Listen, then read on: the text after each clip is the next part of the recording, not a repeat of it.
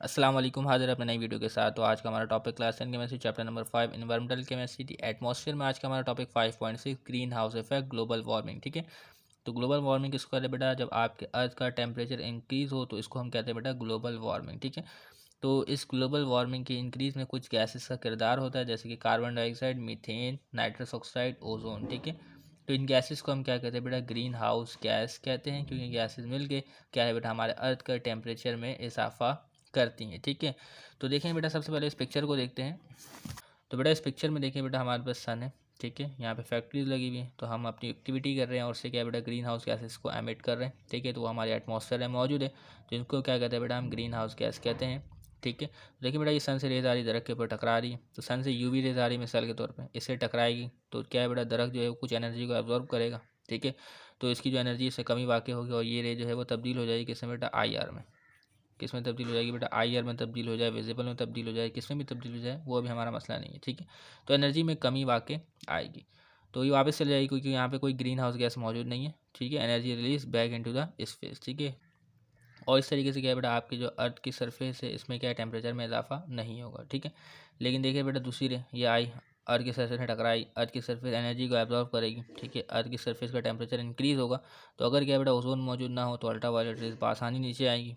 ठीक है, अर्थ के सरफेस के टेम्परेचर में इजाफा करेंगी। अब क्या है बेटा, ये रेज वापस भी चले जाएगी, अगर यहाँ पे कोई ग्रीन हाउस गैस मौजूद नहीं है, ये रे आसानी वापस चले जाएगी। ठीक है, देखिए बेटा, ये आई टकराई अर्थ की सरफेस पे, अब अर्थ की सरफेस एनर्जी को एब्जॉर्ब करेगा। ठीक है, तो पहले आई यूवी रे, तो ये कौन सी रे आई बेटा? यूवी। अब जब जैसे ही एनर्जी यहाँ पे एब्जॉर्ब हो गई तो वापस जो रह जाएगी इसकी एनर्जी में कमी वाक़ई हो जाएगी, अब ये हो जाएगा आई आर। ठीक है, इंफ्रारेड रेडिएशन, इसकी एनर्जी कम होती है। देखिए वापस जा रहे हैं, लेकिन सामने क्या है बेटा, ग्रीन हाउस गैसेस मिल गई इसको, तो ग्रीन हाउस गैसेस क्या है बेटा, इसको वापस जाने नहीं देंगे, इसको ट्रैप कर लेंगे। ठीक है, इसको अर्थ की एटमॉस्फेयर से बाहर जाने नहीं देंगे, तो ये टकराया, वापस आया, बिल्डिंग में टकराया। ठीक है, अब बिल्डिंग भी क्या एनर्जी को एब्जॉर्ब करेगा।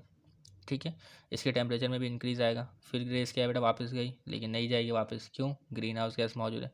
तो इस तरीके से क्या है बेटा, ये अर्थ के एटमॉस्फेयर में ट्रैप हो गई, तो अर्थ के एटमॉस्फेयर का टेम्परेचर भी बढ़ेगा। ठीक है, अर्थ के सरफेस का टेम्परेचर भी बढ़ेगा। ठीक है, तो यहाँ पर जो बेटा जो ग्रीन हाउस गैसेस मिलकर क्या कर रही है बेटा, सन रेज इसको रोक रही है, इसको हम कहते हैं बेटा ग्रीन हाउस इफेक्ट। ठीक है, तो इसमें सबसे बड़ा किरदार कार्बन डाइऑक्साइड का होता है, तो इनमें सबसे ज़्यादा कंसनट्रेशन कार्बन डाइऑक्साइड की होती है हमारे एटमॉस्फेयर में। ठीक है, तो आ जाए इसको थोड़ा पढ़ते हैं, फिर बात को समझते हैं। तो देखिए बेटा, carbon dioxide produce an envelope like layer surrounding the earth. ठीक है, तो हमारा अर्थ जो है मुख्तलिफ एटमॉस्फेयर की लेयर से घिरा हुआ है, उसमें कार्बन डाइऑक्साइड भी एक लेयर की सूरत में मौजूद होगा। ठीक है, तो it permits the sun heat rays to flow through it and reach the earth surface. ठीक है, तो एक जो कार्बन डाइऑक्साइड है इसमें से क्या है बेटा, जो सन से आने वाली रेज है वो आसानी अर्थ की सरफेस में पहुंच जाती है और टकराने के बाद रिफ्लेक्ट बैक होती हैं। ठीक है, to the upper atmosphere. The normal carbon dioxide layer concentration maintain enough heat to keep the atmosphere warm. ठीक है, तो अगर कार्बन डाइऑक्साइड की कंसनट्रेशन नॉर्मल है, ठीक है, ना ज़्यादा हाई है ना ज़्यादा कम है, तो वो क्या है बेटा, रेसिस को एब्जॉर्ब करेंगे। ठीक है, उसको ट्रैप कर लेंगे, तो इस तरीके से क्या है बेटा, हमारा एटमॉस्फेयर है वो वार्म रहेगा। ठीक है, तो हमें अपने सर्वाइवल के लिए जो एटमॉस्फेयर का टेम्परेचर है उसको वार्म रखना ज़रूरी है, लेकिन ज़्यादा वार्म भी नहीं। ठीक है ना, और ना ज़्यादा कूल। तो क्या है बेटा, कार्बन डाइऑक्साइड की नॉर्मल कंसनट्रेशन है वो क्या करती है बेटा, हमारे एटमॉस्फेयर को वार्म रखती है। तो as a result maintaining a normal carbon dioxide content is both required and advantageous for maintaining a comfortable temperature. ठीक है, तो एटमॉस्फेयर में बेटा कार्बन डाइऑक्साइड की कंसनट्रेशन नॉर्मल होनी चाहिए फॉर सर्वाइवल। ठीक है, अदरवाइज क्या होगा बेटा, the earth would have been uninhabitable. ठीक है, अदरवाइज। ठीक है, तो इस तरीके से अगर हम क्या है बेटा, कार्बन डाइऑक्साइड की नॉर्मल कंसनट्रेशन बरकरार नहीं रखते तो हमारा अर्थ जो है वो रहने के काबिल नहीं रहेगा। ठीक है, तो instead of the current average temperature of 15 degree centigrade, तो अब हमारा क्या है बेटा, अर्थ के जो टेम्परेचर है एवरेज टेम्परेचर वो है 15 डिग्री सेंटीग्रेड। ठीक है, तो अगर हम क्या बेटा कार्बन डाइऑक्साइड की कंसनट्रेशन बहुत कम रखें तो उससे क्या होगा, the earth average temperature would be around -20। ठीक है, तो कार्बन डाइऑक्साइड क्या करती है बेटा, जो अर्थ को वार्म रखती है, तो कार्बन डाइऑक्साइड की कंसनट्रेशन बहुत कम हो जाए तो क्या बेटा, अर्थ का जो टेम्परेचर है एटमॉस्फेयर का वो गिर जाए। ठीक है, तो carbon dioxide it's not a contaminant of the atmosphere, तो क्या है बेटा, ये कॉन्टेमिनेंट नहीं है बल्कि फ़ायदेमंद भी है, लेकिन अगर कंसनट्रेशन इंक्रीज हो जाए तो हमारे लिए नुकसानदेह है। ठीक है, तो rather it is a necessary gas for plant, तो प्लांट के लिए बड़ी अहमियत का हामिल गैस है कार्बन डाइऑक्साइड। ठीक है, तो just as oxygen is for mammal, हमारे लिए क्या ज़रूरी है बेटा, ऑक्सीजन ज़रूरी है, प्लांट के लिए क्या है बेटा, कार्बन डाइऑक्साइड ज़रूरी है सर्वाइवल के लिए। ठीक है, तो photosynthesis consume carbon dioxide and produce oxygen in plant. ठीक है, तो प्लांट जो है बेटा कार्बन डाइऑक्साइड कंज्यूम करेंगे, ऑक्सीजन प्रोड्यूस करेंगे। ठीक है, हम ऑक्सीजन कंज्यूम करेंगे, कार्बन डाइऑक्साइड प्रोड्यूस करेंगे, और इस तरीके से बेटा एक लाइफ साइकिल जो है वो चलता रहता है और इन गैसेस के दरमियान इक्विलिब्रियम कायम रहता है। तभी तो हम कहते हैं कि बेटा ज़्यादा से ज़्यादा प्लांटिंग की जाए ताकि क्या बेटा इन गैसेस के दरमियान इक्विलिब्रियम कायम रहे, ठीक है। ऐसा ना हो कि प्लांट हम ख़त्म कर दें, तो इस तरीके से क्या होगा बेटा, कार्बन डाइऑक्साइड कंसंट्रेशन में बहुत इजाफा हो जाएगा, ठीक है, और ऑक्सीजन की कंसंट्रेशन में कमी वाक़ई होगी, ठीक है। तो आगे देखिए बेटा, animal consume oxygen in their breathing and emit carbon dioxide, ठीक है। तो हम ऑक्सीजन कंज्यूम करते हैं और कार्बन डाइऑक्साइड एमिट करते हैं। As a result a natural equilibrium between this important gases exist, ठीक है। However as a result of various human activity spewing more and more carbon dioxide, ठीक है। तो हम इतनी सारी जो एक्टिविटीज़ कर रहे हैं, इंडस्ट्रियलाइजेशन, अर्बनाइजेशन, ठीक है, तो उससे क्या होता है बेटा, हम जो प्लांट को ख़त्म करते हैं, तो प्लांट को ख़त्म करते हैं तो कार्बन डाइऑक्साइड की कंसंट्रेशन में इजाफा होता है, क्योंकि अब कार्बन डाइऑक्साइड को कंज्यूम करने वाला तो बाकी ही नहीं रहा, ठीक है। तो कार्बन डाइऑक्साइड की कंसंट्रेशन में इजाफा होगा, इस तरीके से जो अर्थ का टेम्परेचर है उसमें भी इजाफा होगा, ठीक है। तो this equilibrium is being disturbed. तो देखिए बेटा यहाँ पे रिस्पायरेशन इन एनिमल, तो ये वाला है रिस्पायरेशन इन एनिमल।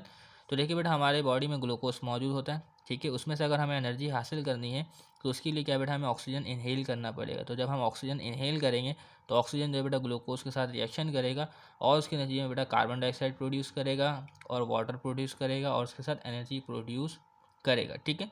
तो जैसे ही हम ऑक्सीजन बेटा इनहेल करते हैं तो उसके नतीजे में कार्बन डाइऑक्साइड जो है वो एक्सहेल भी होती है, ठीक है। तो ये क्या बेटा, रिस्पायरेशन इन एनिमल, ये हो गया बेटा आपके फॉरवर्ड रिएक्शन। इसी तरीके से बेटा एक बैकवर्ड देखें तो प्लांट क्या बेटा, हम कार्बन डाइऑक्साइड को रिलीज़ करते हैं, प्लांट उनको इनहेल करती है, वाटर हासिल करती है बेटा ज़मीन से, ठीक है। और फिर क्या, रिएक्शंस के बाद उसको कन्वर्ट करती है बेटा किसमें, ग्लूकोज में और ऑक्सीजन में, ठीक है।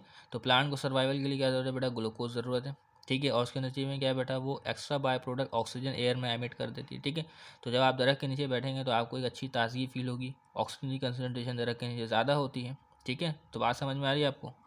तो despite effect that carbon dioxide is not a harmful gas, ठीक है, its rising concentration as a result of combustion of fossil fuel in various human activity is concern, ठीक है। तो कार्बन डाइऑक्साइड जो है वो हार्मफुल गैस नहीं, लेकिन जो इसकी कंसंट्रेशन में जो इजाफा है ये बहुत एक तवज्जो तलब बात है, ठीक है। तो carbon dioxide in the atmosphere work as a greenhouse glass wall, ठीक है। तो ग्रीन हाउस ग्लास वॉल के तौर पे काम करता है, ठीक है। तो हीट एनर्जी को ट्रैप कर लेता है। तो it permits UV and I R radiation to pass, UV यानी अल्ट्रा वायलेट, आई आर यानी इंफ्रारेड, ठीक है। तो सन से आने वाली रेज यूवी या आई आर, तो उसको बआसानी अपने में से पास होने देता है अर्थ की जानिब, ठीक है। लेकिन फिर उसके बाद क्या होता है, it permits UV and I R radiation to pass through but not the other way around, ठीक है। तो वो आसानी से यूवी और आई आर को आने दे देता है, लेकिन क्या है बेटा, उसको वापस जाने नहीं देता, ठीक है। एक जाने से आती है लेकिन दूसरी जाने से वापस नहीं जा पाती, ठीक है। तो देखें बेटा, some of the I R light release by earth is trap by it, ठीक है। तो क्या है बेटा, अगर सन से क्या है बेटा यूवी रेज आती हैं, ठीक है, सन से यूवी रेज आती है, मैंने आपको बताया कि बेटा जो हमारा अर्थ का सरफेस है तो ये एनर्जी को एब्जॉर्ब करता है, रेजेज जो है वो आई आर में तब्दील हो जाती है, इसकी एनर्जी कम हो जाती है। तो आई आर को क्या है बेटा, ग्रीन हाउस गैसेज जो है वो ट्रैप कर लेती है, ठीक है। तो हमारा अर्थ भी जो है वो रिलीज़ करता है बेटा आई आर रेजेस, ठीक है। तो देखिए बेटा, some of the infrared light release by the earth is trap by it, तो ये पता होना चाहिए बेटा, अर्थ जो लाइट को एमिट करता है वो होती है बेटा आई आर रेज, या एमसीक्यूज में आपसे पूछा जा सकता है, ठीक है। As a result higher carbon dioxide concentration absorb infrared radiation generated by earth surface, ठीक है। तो अगर कार्बन डाइऑक्साइड की कंसंट्रेशन हमारे एटमॉस्फेयर में ज़्यादा होगी तो उससे से ज़्यादा बेटा आई आर रेडिएशन जो है वो एब्जॉर्ब होगी। जब ज़्यादा से ज़्यादा आई आर रेडिएशन एब्जॉर्ब होगी तो इस तरीके से क्या बेटा, हमारे एटमॉस्फेयर का टेम्परेचर बढ़ेगा, एटमॉस्फेयर का टेम्परेचर बढ़ेगा तो अर्थ का टेम्परेचर भी बढ़ेगा, ठीक है। तो कार्बन डाइऑक्साइड या ग्रीन हाउस गैसेज जो है वो हीट एनर्जी को जाने नहीं देती हमारे एटमॉस्फेयर से खला में, स्पेस में। तो ये बात क्लियर हो गई। अब इसके अलावा इसका फ़ायदा ये है कि बेटा अगर ग्रीन हाउस गैसेज मौजूद है लेकिन नॉर्मल कंसनट्रेशन में, क्या बेटा, नॉर्मल कंसनट्रेशन में अगर कार्बन डाइऑक्साइड मौजूद है तो ये हमारे लिए फ़ायदेमंद है। कैसे बेटा, it aids in preventing the surface from cooling down at night, ठीक है। तो रात में जो है बेटा सूरज तो चला जाता है, ठीक है, अब तो हमें हीट एनर्जी नहीं मिलती, तो इस तरीके से क्या होगा बेटा, जो हमारा सरफेस है वो कूल हो जाएगा, ठीक है। लेकिन ग्रीन हाउस कैसे क्या है बेटा, दिन के वक्त में वो रेजेस को ट्रैप करके रखती हैं, जब रात के वक्त सूरज चले जाता है तो क्या है बेटा, उनमें से एनर्जी खारिज होती है, इस तरीके से जो हमारा अर्थ का सरफेस है वो क्या है बेटा, गर्म रहता है, ठीक है। तो it aids in preventing the surface from cooling down at night, ठीक है। तो as carbon dioxide concentration in the atmosphere rises less thermal energy is lost from the earth surface. तो अगर कार्बन डाइऑक्साइड की कंसनट्रेशन हमारे atmosphere में बढ़ेगी तो क्या बेटा, थर्मल एनर्जी लॉस नहीं होगी अर्थ की सरफेस से खला की जानिब, तो अर्थ के सरफेस का टेम्परेचर में भी इजाफा होगा। इस तरीके से बेटा कुदरती आफात जो है वो भी आएंगी, ठीक है। तो as a result the surface average temperature is progressively rising, carbon dioxide की कंसनट्रेशन में इजाफा, तो क्या है बेटा, आपके अर्थ के सरफेस के टेम्परेचर में भी जो है वो इजाफा होगा, ठीक है। तो इसको हम पढ़ेंगे कितना इजाफा होगा एक साल में, इसको भी देखेंगे। तो this is known as the greenhouse effect, the quantity of carbon dioxide in the air has a direct relationship with this impact, ठीक है। तो कार्बन डाइऑक्साइड की कंसनट्रेशन चेंज, तो असरात मुख्तलिफ होंगे, ज़्यादा होंगे तो ख़तरनाक असरात होंगे, ठीक है, डेंजरस असरात होंगे। और कार्बन डाइऑक्साइड की कंसनट्रेशन नॉर्मल होगी तो सब नॉर्मल होगा। The greater the amount of carbon dioxide the greater the heat trapping और वार्मिंग। याद रख लें बेटा, greater the amount of carbon dioxide the greater the heat trapping और वार्मिंग, ठीक है। तो this phenomena is also known as global warming. तो ग्लोबल वार्मिंग का आप अक्सर बेशतर नाम सुनते ही होंगे। तो बड़ी तवज्जो दी जाती है ताकि ग्लोबल वार्मिंग को कंट्रोल किया जाए, ठीक है, और अर्बनाइजेशन और इंडस्ट्रियलाइजेशन में कम से कम फॉसिल फ्यूल का इस्तेमाल किया जाए, ठीक है। दुनिया बढ़ रही है बेटा मुतबादिल इलेक्ट्रिसिटी की ज़राए की जाने, जिसमें फॉसिल फ्यूल का इस्तेमाल ना करना पड़े। जैसा कि आप देखते हैं बेटा, फॉसिल फ्यूल की कीमतों में काफ़ी हद दर्जे इजाफा हो रहा है, तो लोग भी सोच रहे हैं बेटा आप इलेक्ट्रिक गाड़ियों में आ जाए, जो जिसमें हम जो है इलेक्ट्रिसिटी हासिल करें सोलर एनर्जी के ज़रिए से, ठीक है। तो वैसे जो इलेक्ट्रिसिटी हम फॉसिल फ्यूल को बंद करके भी बनाते हैं, लेकिन मुतबादिल ज़राए में क्या होगा बेटा, हाइड्रो पावर इस्तेमाल किया जाए, जिससे क्या है बेटा हमारे पास ग्रीन हाउस गैसेज में कमी आएगी, ठीक है। तो this phenomena is also known as global warming because of increase temperature. Primary greenhouse gases in the earth atmosphere are water vapour, carbon dioxide, CH4, nitrous oxide and ozone. तो इनको क्या है बेटा हम प्राइमरी ग्रीन हाउस गैसेज तस्वुर करते हैं। तो सबसे ज़्यादा जो किरदार है बेटा कार्बन डाइऑक्साइड का किरदार है, कार्बन डाइऑक्साइड की कंसनट्रेशन सबसे ज़्यादा होती है। तो इसमें हमने सिर्फ और सिर्फ कार्बन डाइऑक्साइड के बारे में ही पढ़ा है। इनकी कंसनट्रेशन, इसकी कंसनट्रेशन बहुत कम होती है, ठीक है। और ओजोन तो मौजूद है बेटा स्ट्रेटोस्फीयर में, ठीक है। अगर ओजोन क्या है बेटा आपके ट्रोपोस्फीयर में मौजूद, तो ये भी एक ख़तरनाक इफेक्ट जो है वो प्रोड्यूस करेगा, ठीक है। तो उम्मीद करते बातें समझ में आ गई होंगी, इस पिक्चर को भी आपने समझ लिया होगा, ठीक है। तो ग्रीन हाउस गैसेज जो है वो IR रेस को ट्रैप करती है, अल्ट्रा वायलेट आती है तो वो कन्वर्ट हो जाती है बेटा IR में, ठीक है। क्यों हो जाती है बेटा, अर्थ जो है उस एनर्जी को एब्जॉर्ब कर लेता है, ठीक है। तो इफेक्ट्स ऑफ ग्लोबल वार्मिंग, तो पहला इफेक्ट बता the accumulation of carbon dioxide in the atmosphere, ठीक है। कार्बन डाइऑक्साइड के इजाफे की वजह से causes and annual increase in the atmospheric temperature of रफली 0.05 डिग्री सेल्सियस, ठीक है। तो सालाना क्या बेटा टेम्परेचर में इजाफा होता है 0.05 डिग्री, ठीक है, सालाना 0.05 डिग्री। तो बेटा 2 साल में 0.1, ठीक है। तो आगे बाद 4 साल में 0.2, ठीक है, 6 साल में 0.3। तो वैसे 1 डिग्री तो ऐसे ही बढ़ जाएगा 10 साल में। तो ये बात समझ में आ रही, 10 से 20 सालों में क्या है बेटा आपके पास 1 डिग्री टेम्परेचर बढ़ जाएगा। और ऐसे देखा जाए तो कितना ही टेम्परेचर बढ़ जाएगा, तो हमें क्या है बेटा इसको कंट्रोल करना ज़रूरी है। Its producing significant shift in weather pattern, तो वेदर का जो पैटर्न है वो भी तब्दील हो जाएगा। तो वेदर का पैटर्न जो है बहुत शिद्दत का होगा, यानी गर्मी जो पड़ेगी वो ख़तरनाक हद तक पड़ेगी और सर्दी पड़ेगी वो भी ख़तरनाक हद तक पड़ेगी, ठीक है। तो extreme weather events are occurring more frequently and with more intensity than in the past, ठीक है। तो वेदर भी जो है वो बड़ी अचानक तब्दील हो जाएगा, ठीक है, जैसा कि पहले कभी ना हुआ। और तीसरा इफेक्ट बेटा it melts glaciers and snow caps, ठीक है।